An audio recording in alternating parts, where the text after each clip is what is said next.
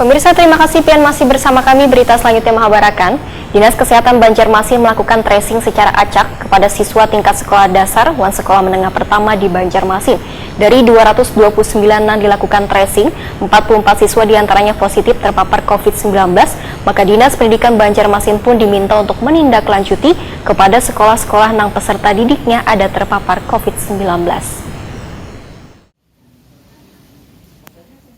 Dinas Kesehatan Banjarmasin melakukan tracing secara acak kepada siswa tingkat sekolah dasar dan sekolah menengah pertama di Banjarmasin. Dari 229 yang dilakukan tracing, 44 siswa diantaranya positif terpapar COVID-19.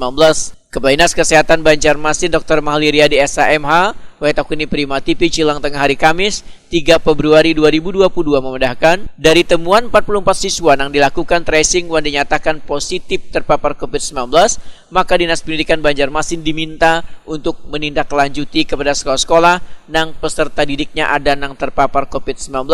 Satgas COVID-19 pun ujar Mahli Riyadi meminta seberatan sekolah di Banjarmasin untuk memperketat protokol kesehatan. Bagi sekolah yang didapati siswanya terpapar COVID-19, diminta untuk melakukan pembelajaran jarak jauh. Sedangkan bagi sekolah yang peserta didiknya keadaan yang terpapar COVID-19 tetap bisa melakukan pembelajaran tatap muka.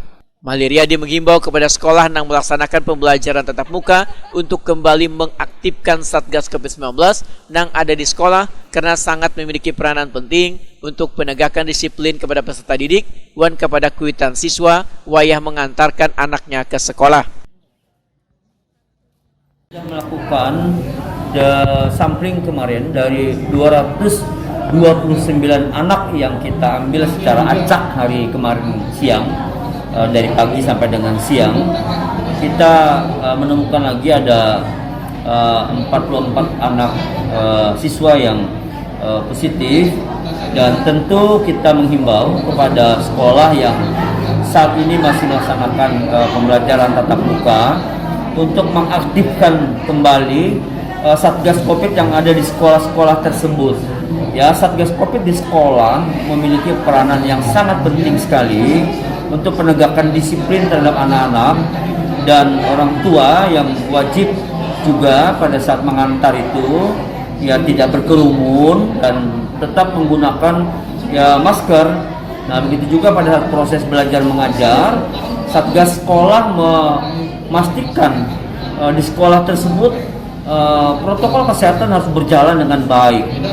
Nah, tempat cuci tangan dan memastikan tidak ada jabat tangan dan ya tidak ada tradisi cium tangan guru sementara ini dulu karena kasusnya sangat cepat sekali penularannya, dan 3 hari ini kita udah menembus angka ya 229 tadi.